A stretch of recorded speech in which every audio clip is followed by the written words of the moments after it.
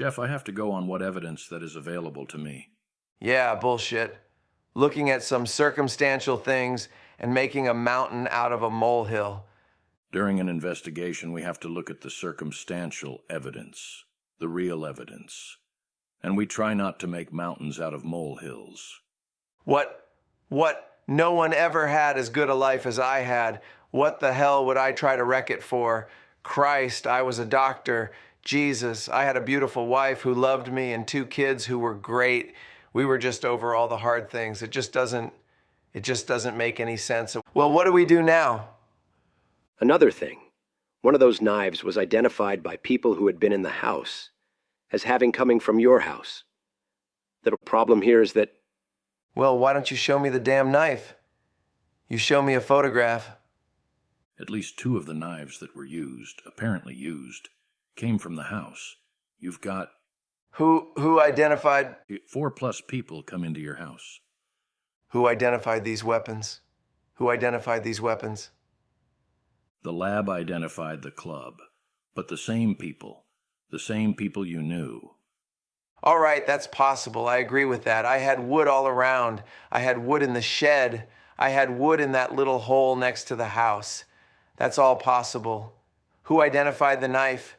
We have a person who has been in the house before and positively identified the knife.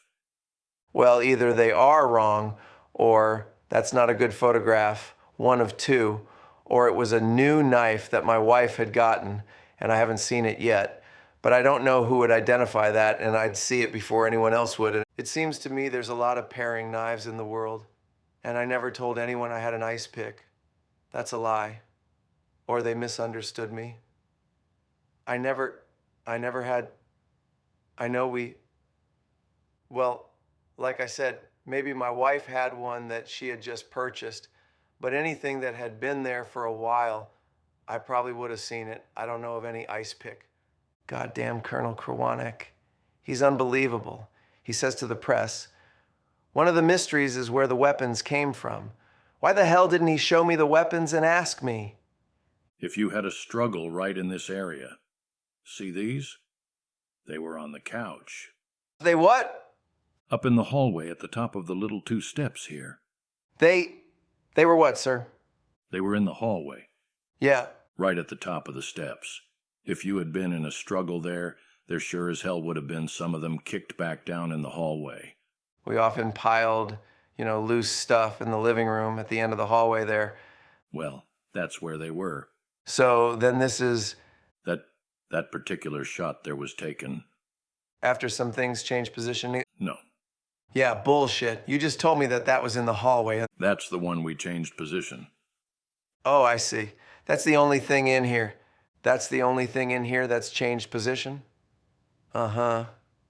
Who's gonna swear to that? Photographs. We moved it so we would not step on it. Good. But it's been photographed. What else was moved that was... It's been photographed in its place. What else was moved so you wouldn't step on it? Maybe this? Maybe the table? Shit. This gets more unprofessional every minute, I tell you that. That's not true. How can you show me a photograph and make a big point out of a flower pot's position when something in the photograph has changed position? Well, I have a photograph. This happens to be just one of them. I have a photograph where this is up here, and this scene is like this too. We have several different photographs. And that's marked number 1. Huh? And that other one is marked number 1, because that was taken before this was moved. You can see the daylight here. See, this was taken in the day, and this was taken immediately in the morning. That's just got to be another shot, because the lab technicians went around and photographed everything as they picked up the evidence of bloodstains, hairs, fibers, etc. You mean to tell me you found no other prints of any aliens on any weapons or anything in that house? We didn't find any fingerprints, bloody fingerprints on that phone. What do you expect me to say? That I used the phones? I told you I used the phone, and my hands were bloody. If you didn't find the fingerprints... You came from your wife's body, and there was a lot of blood there. Well, how do you explain it? What do you... I know how I can explain it, but Well, what does it mean to you? Well, You are making a big point out of it. What does, that your hands were washed. Look, when I got to the hospital, my hands were still bloody. Why would it... Did you have surgical gloves on? Somebody had surgical gloves on. Then how did I get blood all over my hands and not on the phone? I mean, I don't understand where you are leading. You are saying, you are talking in circles and not... So, as Mr. Shaw said, he said maybe you didn't do it. But you are not telling us exactly what did. What you do know happened. So if you're not telling me, you must have your reasons for not telling me. Look, Mr. Grebner, what I told you is what I remember from that night, and that's the truth. I'm not covering up for anybody. If someone killed my wife and daughters, you can be assured that I wouldn't be covering up for them. You can rest assured of that fact. All I can say to you is that, maybe things weren't exactly as I said, simply because of the excitement, but I told you what I know. In other words, these are some minor details that people in other rooms I don't know about. And there are some minor details that maybe are a little hazy and confused. But the gist of what happened is what I told to the best of my abilities, and that's all I can say. I mean, I don't know anymore, and the rest of it is pure bullshit. What possibly could I have gained from this? I mean, Jesus Christ, what would I have gained by doing this? Grebner hands MacDonald several photos. She looks familiar, but Judy, the nose looks familiar, but I don't know who she is. The other girl, I don't know. Let me see that. It looks like the girl I knew in San Antonio. This one here. Huh? What's her name? Her name isn't Judy, though, is it? She's a nurse. I was with her one night. Did not have intercourse with her. No big deal. She wrote me one letter, and I ripped it up and threw it away. That's her. You are more thorough than I thought. Huh? You're more thorough than I thought. That was a very unmemorable one-day thing. You guys have gone on some mild stuff in calling me a family murderer. Don't read into this, but would you be willing to take a polygraph test if it comes to this? Absolutely. You realize you don't have to. Yes, no problem. Bring it on. I'm ready. Okay, we will set it up. We have to get our people here. You mean you don't have them here already? No, Captain MacDonald, it has to be arranged. Well, let me ask you a few questions here, men. You guys have been posing all the questions. What's the fallibility of this polygraph thing? You guys with your circumstantial evidence here, what happens with normal emotion? That's taken into consideration, of course. When people are challenged, there's a little more nervous tension than usual. Absolutely. Murder is much more serious than stealing an M16 or something. I'm just trying to prevent any more things like this, that's all. I can see what's going to happen if there is a little jig in the line. You and the Provost Marshal are going to jump and say, "Aha! We found our man." The Provost Marshal won't be reading the charts, and neither will I. We will call a polygraph operator who is not involved in the case. Operators can be obtained, probably come out of Washington, and are very competent and is a disinterested party. He won't care how it comes out. What does the polygraph tell you? It tells basically what a person believes to be true. How infallible is it? Well, the instrument itself just measures physiological changes. I know that. I understand that. That's what I mean. The percentage figures they have had on it is that it's less than 1% they have ever made a mistake on. I mean, these are verified cases. This is on thousands and thousands of cases. These are the statistics that I have. I would say human error is involved in about 0.4%. Sounds pretty good. Now, what happens if this test, what is your strongest evidence? What if the polygraph backs up everything I've said and you still have all this bullshit lying around? Then what happens?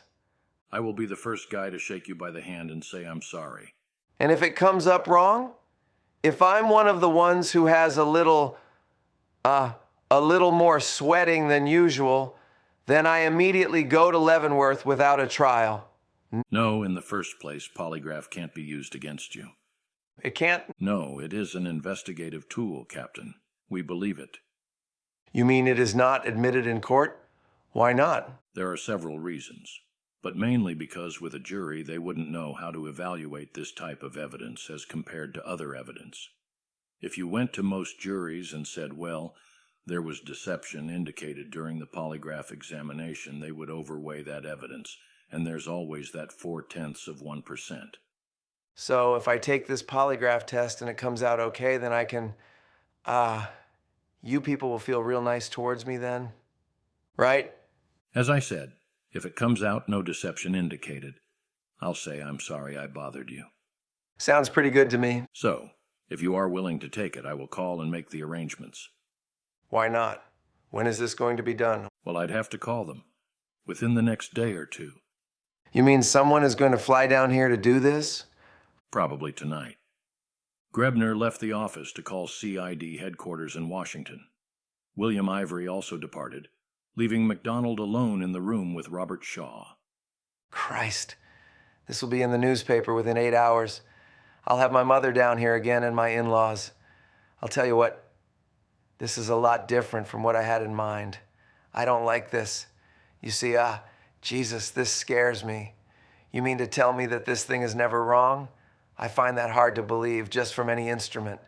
And I don't like the, so much emphasis placed on what looked to me like pretty superficial things. That's the only thing I'm scared of, to be perfectly honest with you. You guys have gone on some pretty mild stuff in calling me a family murderer. Well, if I comment about this, you'll jump on me just like you did before, when you accused me of using the Mutt and Jeff routine. And I don't want to be in that position. No, I'm not asking, that's my own feeling in the matter right now that Sure, I know. it looks a little dangerous to me because that looks pretty minor stuff. And I think in my own mind, I could explain it very easily, and not feel bad about it, if you know what I mean. If I was investigating, I could say, Jesus, so the table is top heavy. What if her knee was against it when it went over? It doesn't seem to me to be that you can call a person in and take what's left from him, something like that. It just doesn't hold any water, and there's not much left.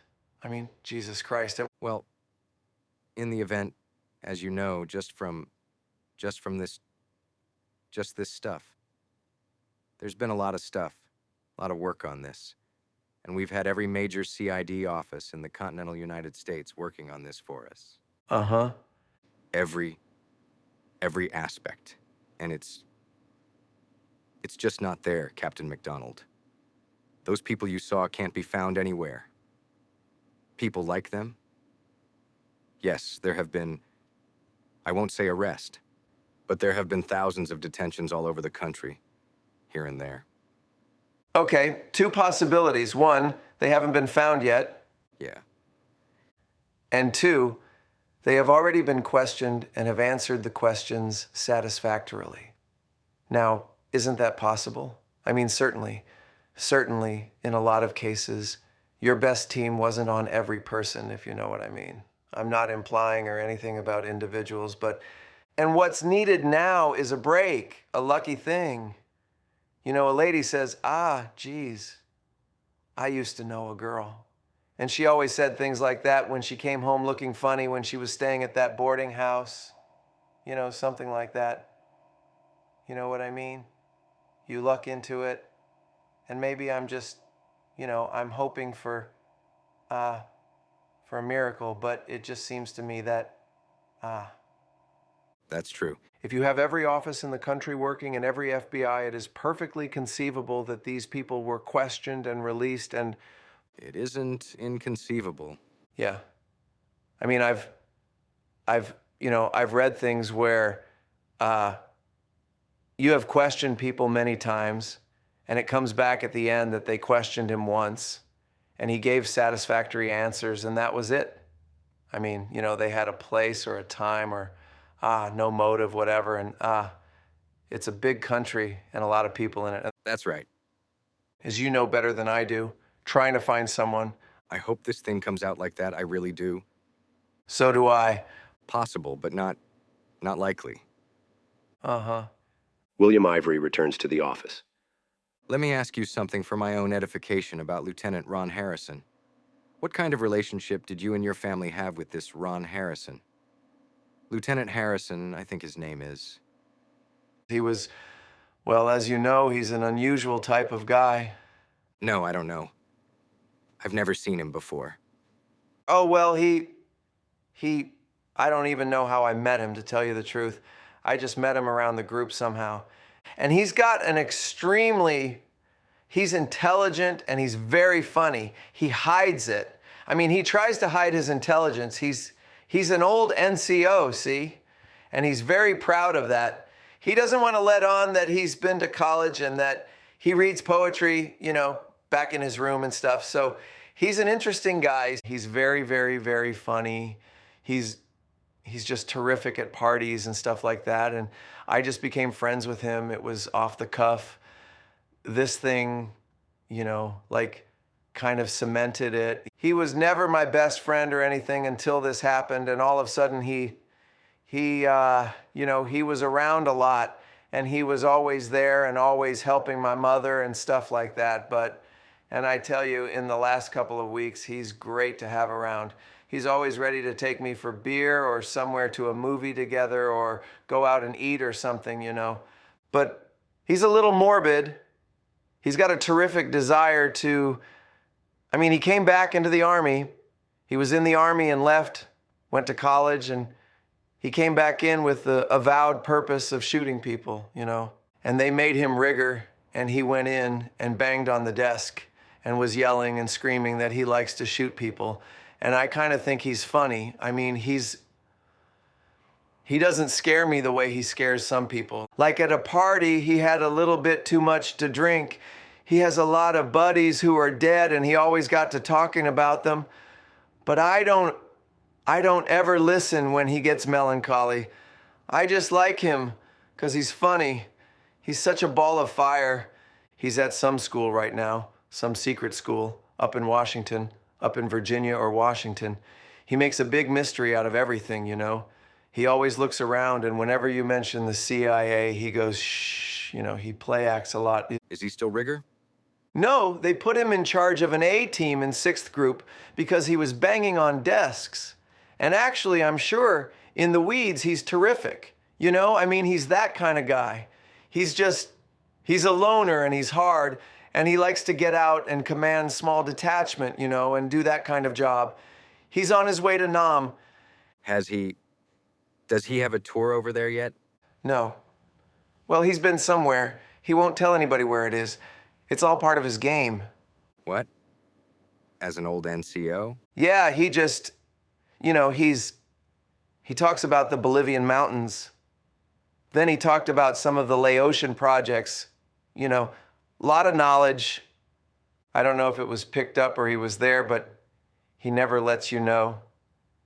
One of those guys, I have a sneaking suspicion that if you really get down to it, he's probably never been anywhere and that he's garnered this, that he's very, intelligent. He picks up all this from other people and kind of blends it in with his war stories. But I think, in my own mind, I think that he's probably never really been where it's at, I think that he's taken Ranger School and made a big deal out of that, and now it sounds as though he wants to go real bad. Yeah. Yeah, but he'd come over for dinner, We had him over every 2 or 3 weeks for dinner. That was it. Nothing spectacular. Did he ever bring a friend with him? Girlfriend or? Yeah, he has a girl up in Ohio. My wife never met her. She just came in a few weeks ago, and I met her for the first time.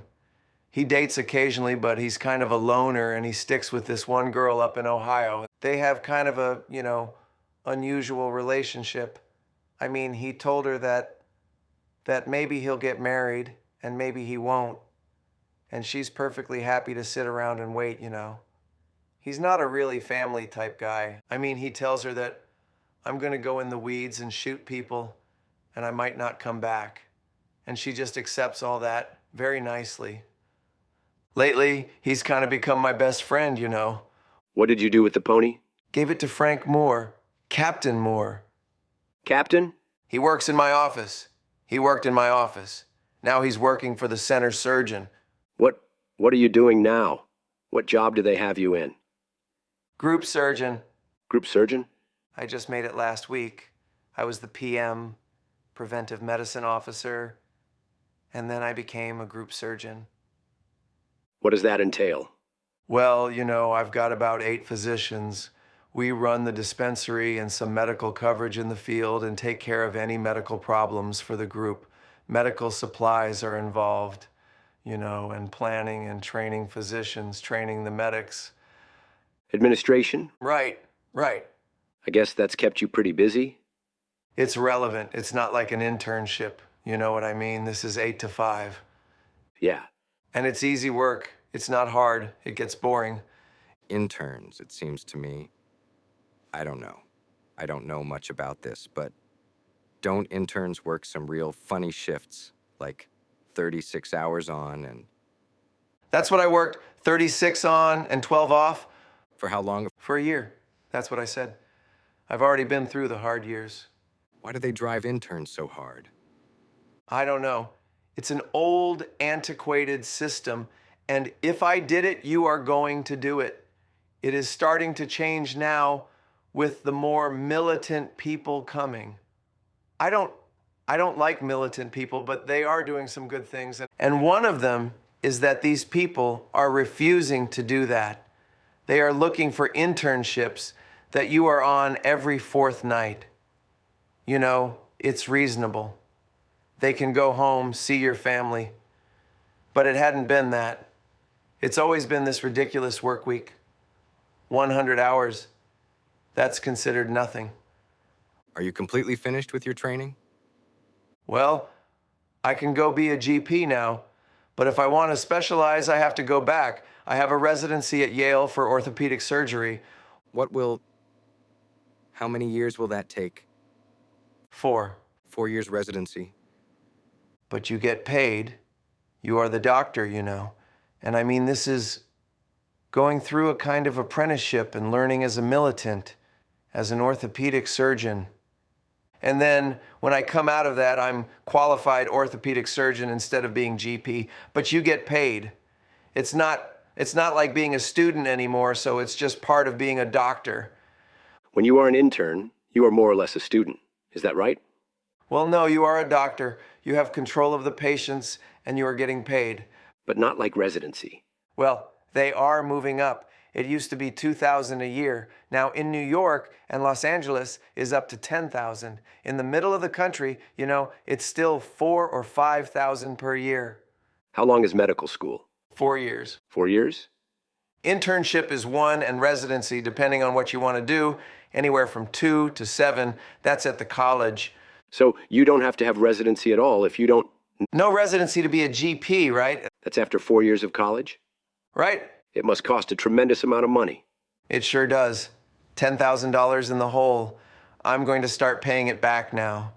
Fortunately, I got the federal loan, so there is no problem, I'll just be finishing my residency when they start to come due, and I have 10 years to pay them off.